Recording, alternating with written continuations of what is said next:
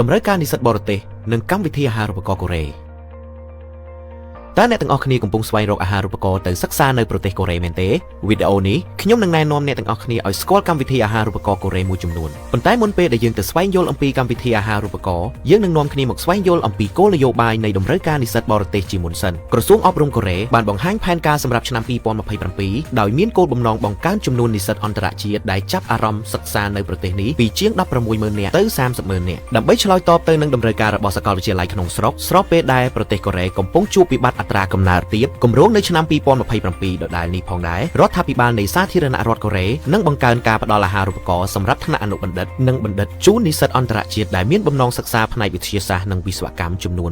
2,700 កន្លែងហើយអាហារូបករណ៍ 6,000 កន្លែងផ្សេងទៀតនឹងផ្តល់ជូនសម្រាប់និស្សិតបរទេសដែលសិក្សាជំនាញផ្សេងក្រៅពីវិទ្យាសាស្ត្រនិងវិស្វកម្មផងដែរស្របពេលដែលប្រទេសកូរ៉េកំពុងតែមានតម្រូវការនិស្សិតបរទេសនោះបើយើងក្រឡេកមកមើលពីប្រជាប្រិយភាពកូរ៉េនៅកម្ពុជាក៏កើនឡើងយ៉ាងគួរឲ្យកត់សម្គាល់ផងដែរដោយឥទ្ធិពលរលកកូរ៉េដូចជា K-pop រឿងភាគកូរ៉េបច្ចេកវិទ្យាគ្រឿងសម្អាងជាដើមបានធ្វើឲ្យសិស្សនិស្សិតកម្ពុជាបានចាប់ផ្ដើមស្គាល់កូរ៉េកាន់តែច្បាស់និងចង់ទៅបន្តការសិក្សានៅប្រទេសមួយនេះពួកគេចាប់ផ្ដើមរៀនភាសាកូរ៉េស្វែងយល់ពីវប្បធម៌ដើម្បីកសាងបទពិសោធន៍អំពីកូរ៉េឲ្យបានកាន់តែច្រើនទុកជាស្ពានសម្រាប់ឆ្លងឈោងចាប់យកឱកាសអាហារូបករណ៍កូរ៉េផងដែរយោងតាមលទ្ធផលស្ថិតិចុះឈ្មោះចូលរៀនរបស់សិស្សភាសាកូរ៉េនៃមជ្ឈមណ្ឌលសហប្រតិបត្តិការកម្ពុជាកូរ៉េមានការកើនឡើងជារៀងរាល់ឆ្នាំចំនួនសិស្សរៀនភាសាកូរ៉េទូទៅក្រៅម៉ោងបានកើនឡើងគិតជាមធ្យមពីជាង 130 នាក់នៅក្នុងឆ្នាំ2017ក្នុងមួយត្រីមាសហើយចំនួននេះបានបន្តកើនឡើងយ៉ាងគួរឲ្យកត់សម្គាល់ដែលមកទល់នៅឆ្នាំ2023នេះក្នុងមួយត្រីមាសបានកើនឡើងដល់250នាក់ចំពោះលទ្ធផលសម្រង់មតិគោលបំណងនៃការរៀនភាសាកូរ៉េរបស់សិស្សក្នុងចំណោម237នាក់បានបង្ហាញថាចង់បន្តការសិក្សានៅប្រទេសកូរ៉េមានជាង 46.4% ដែលចំនួននេះគឺច្រើនជាងគេងាយស្រួលទំនាក់ទំនង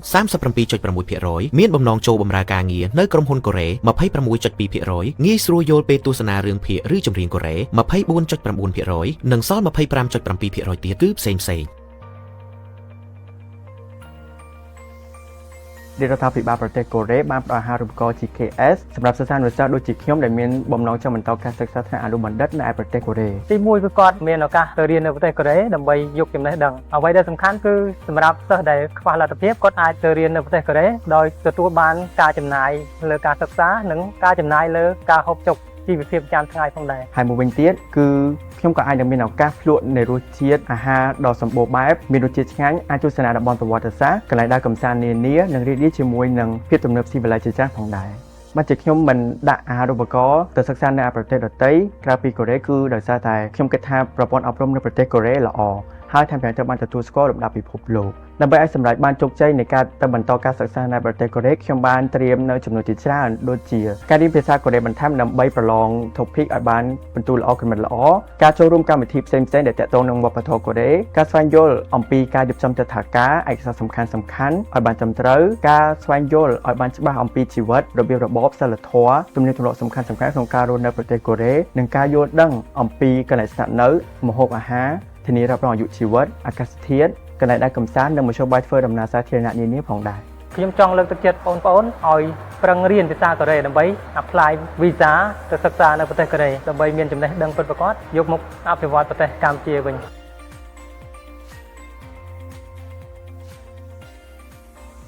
បើយើងមកពិនិត្យចំនួនសិស្សដែលបានចុះឈ្មោះប្រឡងតេស្តសមត្ថភាពភាសាកូរ៉េនៅរាជធានីភ្នំពេញមជ្ឈមណ្ឌលសហប្រតិបត្តិការកម្ពុជាកូរ៉េវិញនោះក៏យើងអាចកត់សម្គាល់អំពីកំណើនសិស្សរៀនភាសាកូរ៉េបានផងដែរដោយសិស្ស 1526 នាក់បានដាក់ពាក្យប្រឡងនៅឆ្នាំ2019និងបានកើនឡើងដល់ 1669 នាក់នៅឆ្នាំ2022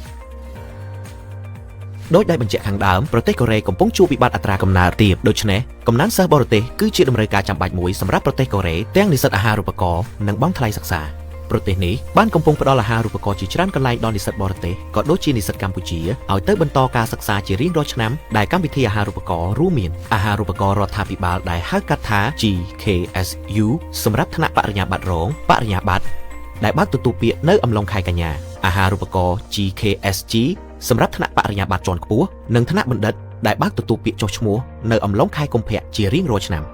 អាហារូបករណ៍រដ្ឋាភិបាល GKS នេះមានជំនាញនិងសាកលវិទ្យាល័យជាច្រើនសម្រាប់ជាជម្រើសដាក់ឲ្យសិស្សានុសិស្សអាចធ្វើការជ្រើសរើសតាមបំណងប្រាថ្នាបានផងដែរក្រៅពីនោះនៅមានអាហារូបករណ៍ AKS Fellowship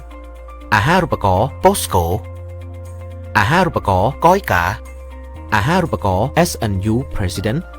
អាហារូបករណ៍តាមសាកលវិទ្យាល័យនានារបស់កូរ៉េនិងផ្សេងៗជាច្រើនទៀតផងដែរសូមត្រៀមខ្លួនដើម្បីបន្តដំណើរជីវិតសិក្សាដ៏វែងឆ្ងាយរបស់លោកអ្នកជាមួយការសិក្សានៅប្រទេសកូរ៉េទាំងអស់គ្នា